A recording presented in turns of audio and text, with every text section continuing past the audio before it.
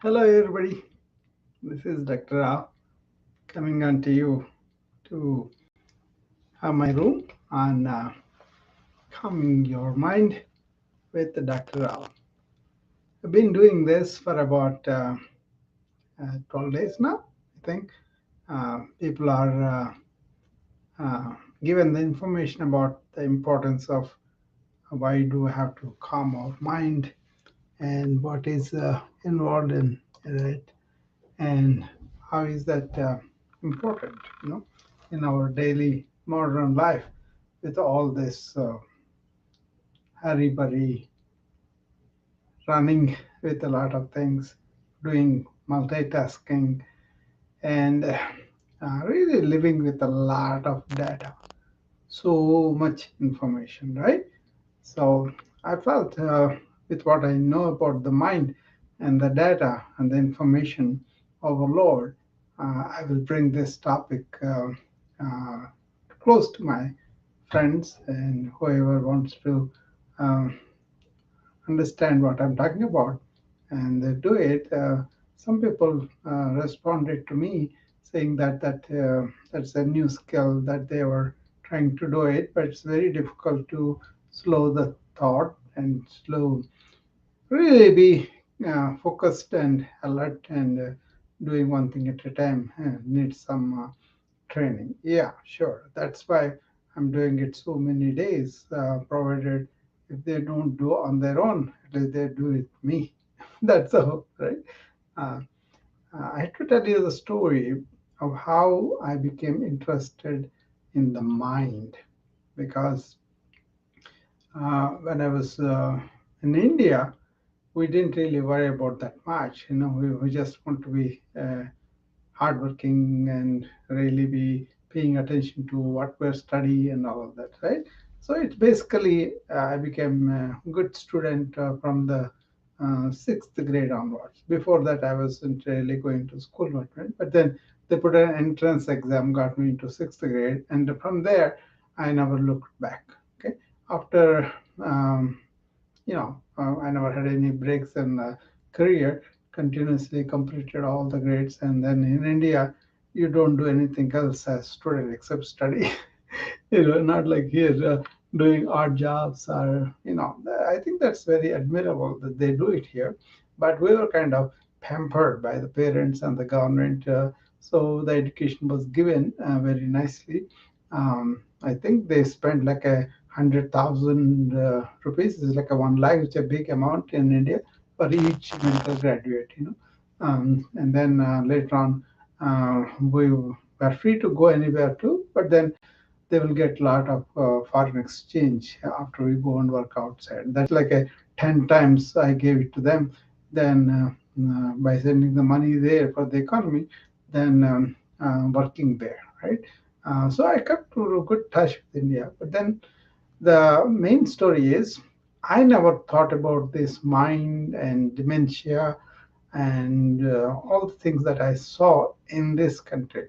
You know, and when I first came in, I had to join a geriatric and chronic diseases hospital, Oak Forest Hospital in Oak Forest, Illinois. It's a southern suburb of Chicago, right? So I was there, and then I saw a lot of people with dementia and that seems to be like everybody ages they go into some kind of dementia, right? Okay? Senile dementia and Alzheimer's. So many varieties are there, but then basically a lot of dementia was seen, and I began to really investigate why there is so much. What I understood was it's a cultural thing too, and it also has a genetic background. It also got some aluminum consumption. That kind of theories were there, but later on the research was much more than at the time, right?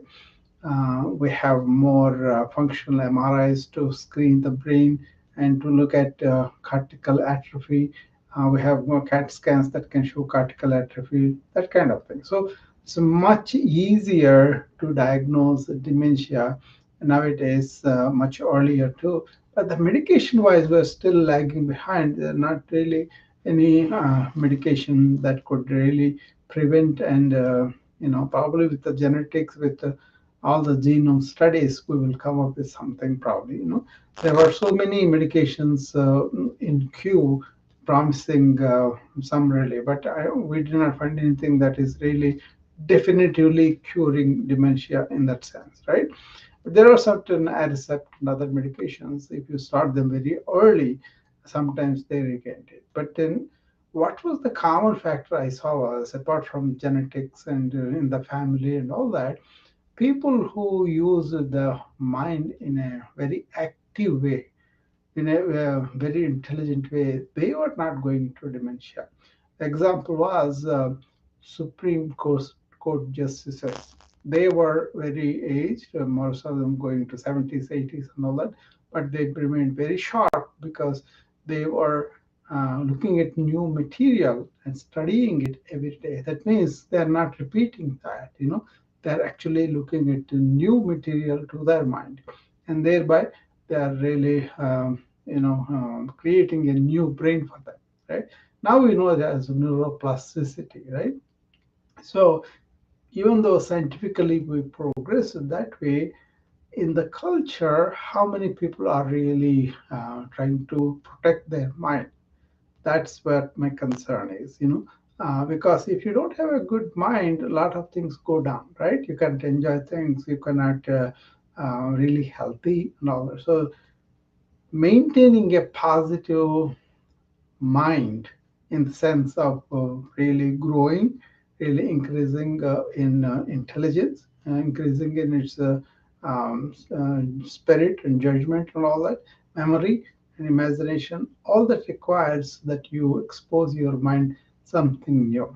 Yeah, but not overloading with the same material and then making it not really work, but they get bored and then degenerate into tasks that are very routine, and you don't have to really employ intelligence into that, right?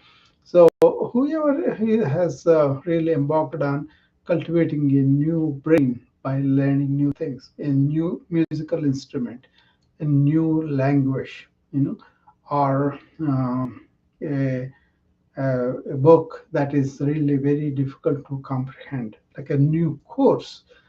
So many degrees are there, right? Yeah, all those things where you stimulate new neuronal interconnection.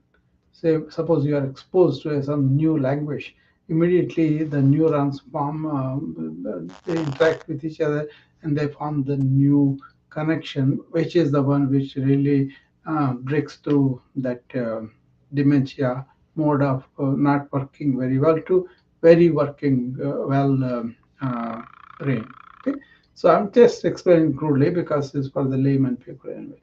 So neuronal connections happening, that is the one which stimulates the new cortex and all of that. So these days people are using some apps, some routines of the musicality, some routines of the puzzles, and they're all very good.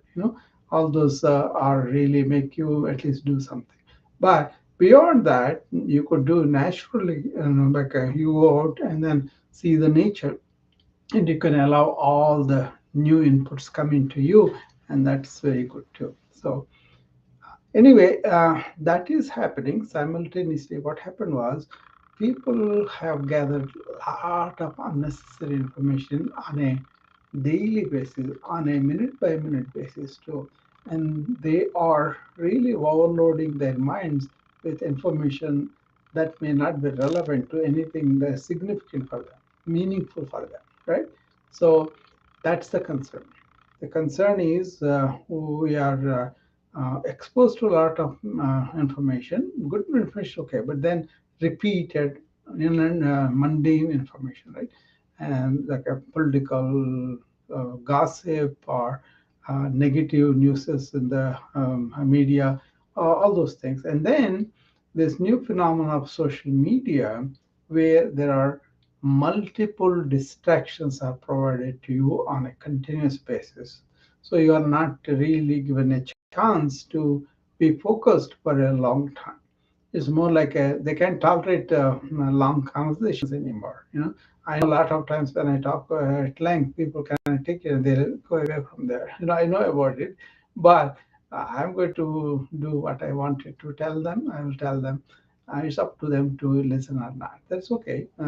But then it will catch somebody, and then they will be paying attention to. But if they come with some questions, then the uh, material will be relevant to them, and then they will enjoy more. If you just want to sit down and listen to a monotonous lecture, I think I can understand how it is boring.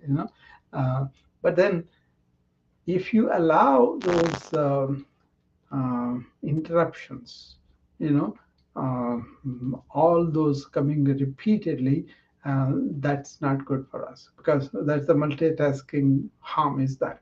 Whereas if you can really focus on each task of those multitask material, then if suppose you're doing a day, just be focused on whatever you're doing, and that means the we call conscious thought.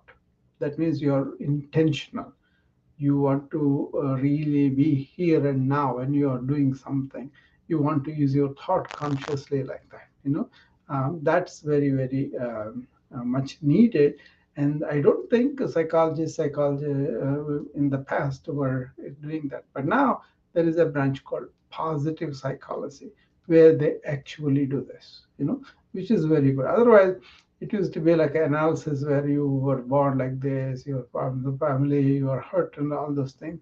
And then you may be doing the future, all of that. That kind of going into thought world without really uh, looking at what is happening now has become paralysis. Analysis became paralysis, right? So the therapy and all of that did not work for a lot of people who are depressed, who are kind of anxious and other things too. Post-traumatic stress syndrome or stress itself or burnout itself. I think that what they're doing, this therapy, is like a analysis is becoming paralysis. This is famously were said by J. Krishnamurti. If you want to go and study him and then look at what he said, I think that's a good way to go about it. Okay. So my concern for the dementia, for the cultural factors that are maybe contributing for earlier dementia or severe dementia, and also how the focus has gone down in the culture, how people have become attention deficit, and we have more cases now that we are diagnosing. Okay, all these things made me realize that. What I understood about the mind, I should present to people. And the important thing is, if you engage mind in an activity, it will go on generating activity for itself, so it never knows peace. And with that, it can never have the strength that it needs, right? That's why sleep is a natural thing that we do because we kind of exert ourselves both physically and mentally and psychologically, intellectually. And then we got to know how to rest the mind. We do very well with the body because body is inert, right? So you when you really tired, you go to sleep. But then sometimes you may wake up during the night time. Then what do? You can toss and turn around. You let your mind go on thinking the same thing again and again. This is what is the commonest complaint that I get, that I cannot really put off these things from my mind and go to sleep. But I wake up and I've been thinking about what is going to happen tomorrow all the time. So that kind of thing is not good for the mind to recover. So what you want to do is you want to empty your mind before you go to sleep and use any measure that appeals to you. That for me, understanding mind, mindfulness, meditation, meditativeness, um, uh, then samadhi. So many terms are there regarding mind. Those are all products of ancient cultures, especially India. So once you know your uh, basic understanding of the calming process that were there. Best thing is associate with the breath. Take deep breaths and the mind slows down. Okay, it doesn't run fast. And then if you really empty all your thoughts and have some mechanism to do that, and then you will be able to sleep much better. And during that kind of deep sleep, mind regenerates itself. That's the need for that. Okay, if you don't do that, if you keep the mind in activity, you won't have the peace. Whereas if you stop the thoughts, if you really clear the mind, you have the peace. Okay, the restlessness is gone, the dullness is gone, and then you have the peace, and then you will think better. You know, there are certain ways that ancient Indians did. One of them was repeating this one line or two lines of so whatever poem, whatever they are saying, again and again and again. At the time, what it is mind will be not thinking, but actually repeating that with consciousness, with being in the moment and all that. And that itself helps people to calm the mind. So they take different chains, and then they will count those beats in the chain as they are doing it. Some way they have that, but real meditation is where you don't have these external aids, and then you will be able to gather thoughts together and slow them together, and then come to one thought, and then stay with one thought, and then go beyond the thought into the real tranquil mind, right?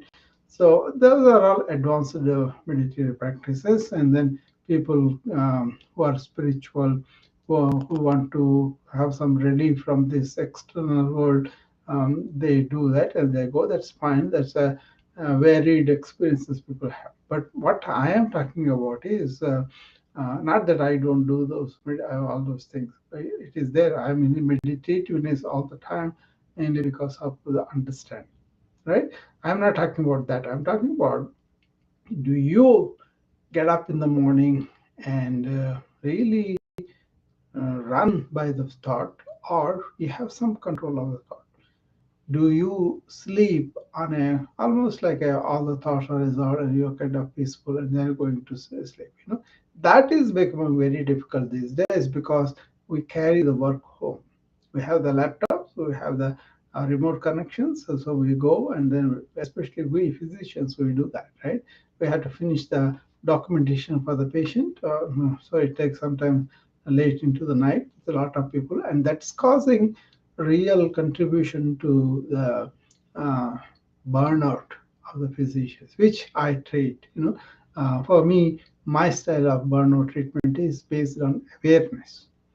Otherwise, everybody else is treating the thought to control, mindfulness. Mindfulness is like a bandage for this.